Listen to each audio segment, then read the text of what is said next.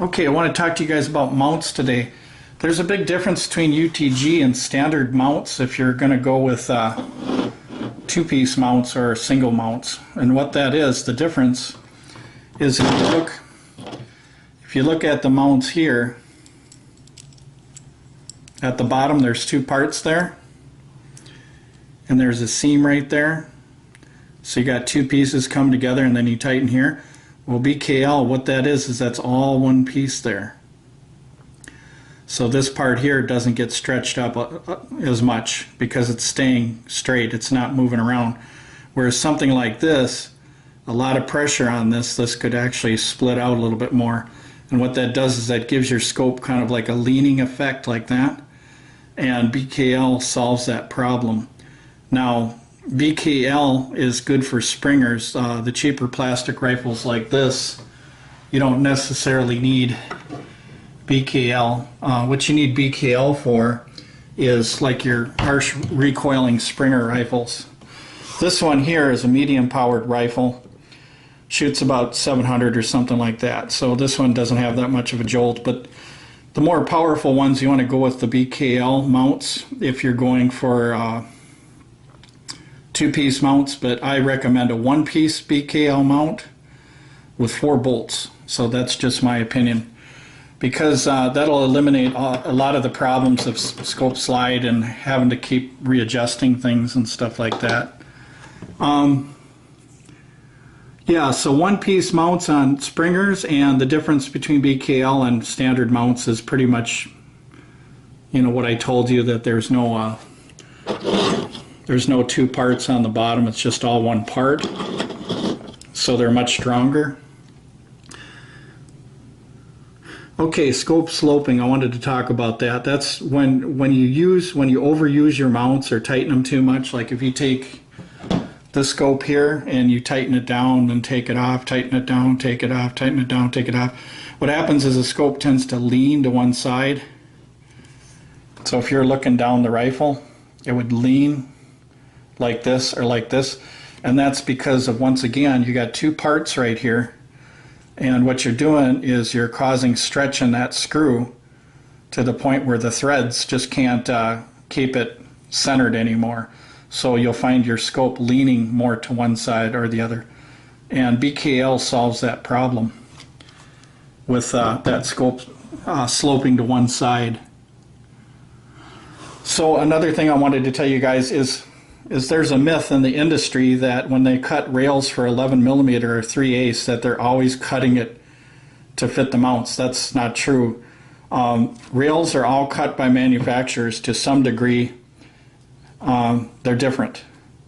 If you do measurements on this rail and all the other rails, you'll find that they're always a little bit different from each other. So what I recommend, as I wrote it down on here, I recommend the 9.5 to 11mm. This is a good choice for if you have older air rifles and you don't know if the rail was cut correctly, or if it's real shallow, like this one's got a real shallow rail and it's curved here and it's harder to get a good fit. So that's where the BKL comes in. 9.5 to 11mm. Type is what I recommend. But like I said, once again, I would use one-piece mounts for any Springer, and any other gun I would use two-piece mounts. The cheaper UTG would be just fine, because you're not going to be having to torque them down too much. So BKL is meant for your harsh recoiling Springers and stuff like that. If you do choose to use the factory scope and mounts, one thing I noticed that some guys do is when the scope comes with the rifle and you put it on, you want to keep it on. You don't want to keep taking it off, putting it on, taking it off, putting it on. You want to keep it on permanently. The reason for that is, once again, you're going to stretch the screws. So even if you are using Loctite, you're going to stretch the screws. One of the things in the industry I wanted to tell you about too, you have to understand about mounts, is mounts are always painted, so, or have a coating on them. So on the bottom of the mount here, it's real smooth, but also the rail has paint and a finish on it, on the rail here. So what you should do before you tighten up your mounts on your rail, what you should do is put your rail or put your mounts on the rail loosely and then go back and forth like that. And what that does is that acts as sandpaper, and that kind of gets rid of all that paint and finish that's on there. I know it sounds crazy scratching up the rail, but kind of going back and forth like this and working it in first, because when you have two metal surfaces that mate together, whenever you have paint or finish, that's a slippery surface, and that's going to cause problems with scope slide, which is the scope going back like this when it recoils. So even if you're using Loctite and stuff like that, sometimes you'll still get scope slide. So you want to make sure that the rail and the mount on the bottom, that you work it in like this. Kind of work it in before you put it on and tighten it, because them surfaces are brand new. They got paint and finish on them. So you want to make sure you do that. So like for instance here, this is an offset mount. Now you can use this on springers, but notice it's only 2 bolt. And once again, you got 2 parts here. So something like this, you might tighten it and you might come to the end where you can't tighten it anymore. And that's one of the reasons why the BKL ones are so nice. This one works good on non-spring rifles. You know, if you have a configuration where you can't get your scope where you need it to be, this comes in handy. But once again, you can use this on spring rifles. I have used this like on the Gammo Silent Cat and stuff like that, and it did work. But I recommend 4 bolts instead of 2. You got to have a lot of bolts. And I also recommend, instead of 11 millimeter, I recommend 9.5 to 11. But that would be your BKL. Now this is something that's not that expensive. These are only like $10 or $15. So, and these come in handy for plastic rifles too. If you want to get your scope somewhere, you got a kid or something that can't get his eye in the right place, you can move the scope where he needs it, either this way or you can flip it back this way, whatever way you need it. So this comes in handy. It does make the gun look kind of funny depending on how you have it on. You guys have seen my DZ880 with this on, and it worked perfectly fine. But once again, you know, you get what you pay for with mounts. So the one thing I can't stress enough is get good mounts if you have a harsh recoiling Springer. Make sure they're BKL, and make sure they got 4 bolts, and it's a one-piece mount, similar to this right here, but it wouldn't have this here. It would just be a straight 4 inches from here to here, and you'll have your 4 bolts. So Springers are always going to be kind of fussy, but with PCP air guns and pumpers and stuff, you really can put on just about any kind of mount you want. But once again, like I said, when you put mounts on air rifles, especially with metal rails, you don't want to keep taking them off and on all the time because you're stretching your screws.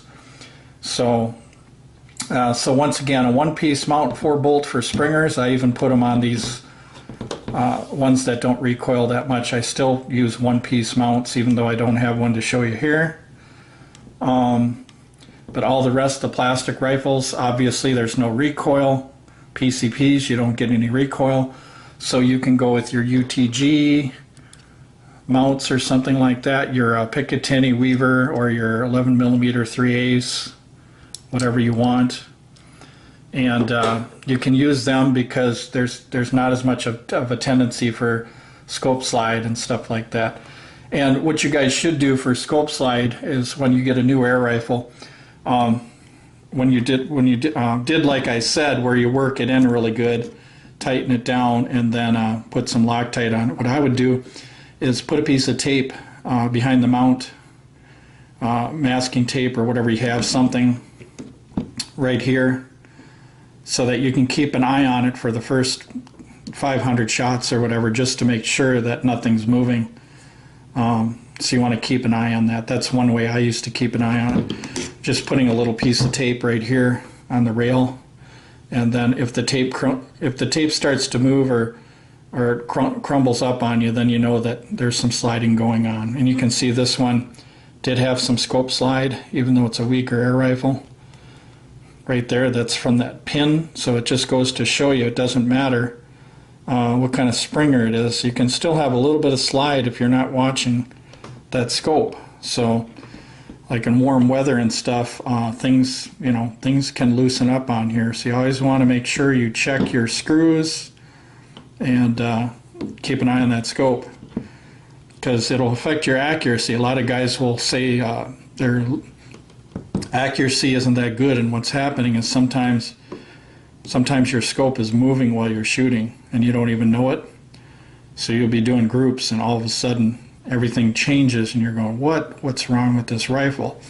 And then you look at your scope real quick and you see that there had been some drag marks like here. You'll see there was some marks where you had scope slide where you weren't paying attention to that scope. So, and you don't want to crank down the screws really, really tight, because once again, you can stretch screws. So even if you do use Loctite, you can stretch screws, and that's one of the reasons why I think the BKL line of single mounts, or I mean 2-piece mounts and 1-piece mounts, are the best way to go, because they really pinch good and they're real sharp right in this area. They're real sharp, and 9.5 to 11 millimeter, what they allow you to do is they allow you to fit into these rails that are cut real shallow. Like this one, there's not much of a rail, and then you got that rounded part. That's a lot of problems people have with 11 millimeter or 3/8. You got that rounding effect right there, and what that rounding effect does is it makes this part right here not grab on properly, because it's touching that flat spot right there. You see there, it's touching that flat spot. So even if you do have 3/8 or 11 millimeter like this, the rounded part is going to touch that flat spot. So once again, that's why I'm saying BKL mounts for springers. 1 piece I recommend. You can use 2 pieces. I'm not saying it's not going to work, but I just recommend 1-piece mounts.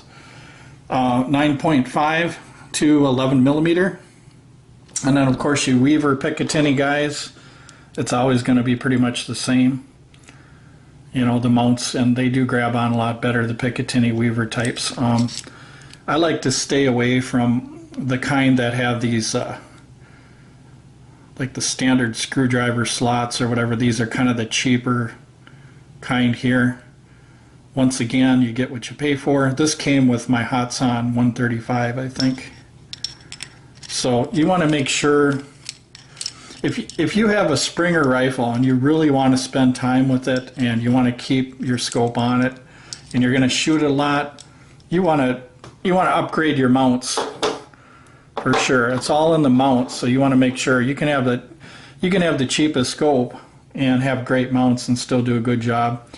So like for instance, this is a Beeman 4x32 scope, which allows me to see a dime at 25 yards, or well, probably a dime is hard for me to see, but at least a quarter, which is a 1-inch target at 25 yards.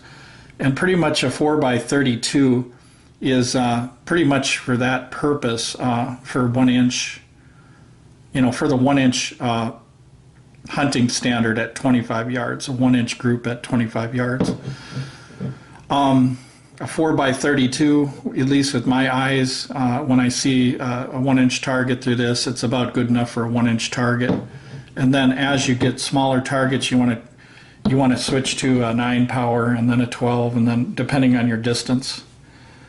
But these 4x32 scopes, these work okay, you know, out to 25 yards and stuff like that, and for hunters because your target's much bigger. So 4x32 can get you by for a lot of different things, even plinking. But when you're doing precision shooting, say like at 25 yards where you want to hit, you know, 1/4-inch targets and stuff like that, then it's time to go to 9 power or 12 power. And then if you're going out further, you might as well go all out and get a 24 power scope like I have that I can use if I want to really get out far and I have tiny targets and stuff like that. So anyway, yeah, a scope like that would be perfect, you know, 4x32 for general plinking out in the yard, but just make sure you got good mounts on your Springer. I see a lot of guys mounts and stuff. I always check out guys air rifles and stuff, and I found that a lot of guys that I know, they'll have the scope on the rifle and it'll be leaning more to one side and it won't be centered, and that's, once again, that's because of these screws, over tightening these screws and everything stretching. So it has a tendency to pull more to one side than the other. So if you look down the barrel of your, if you look down like at the top of the barrel of your rifle where the scope is on, you'll kind of have an offset scope leaning more to one side or the other. And it's hardly noticeable like this, but if you look down the barrel, you'll see, oh my gosh, it's actually leaning a 1/4 inch more to one side than the other. So that's one of the reasons why the BKL mounts can help with that problem. So hope you guys enjoyed the video. Yeah, once again, Springer's one-piece mount, BKL 4-bolt. If you do choose 2-piece mounts, make sure they're really good mounts, especially for Springers. But all other air guns that don't recoil, you can use probably the cheapest mounts on the planet. It'll work. Even something like this, these mounts here, which are pretty basic and stuff, these will work on a plastic rifle any day of the week. So no problems or anything, because you really don't have to tighten them down that much. But anyway, thank you guys for watching the video.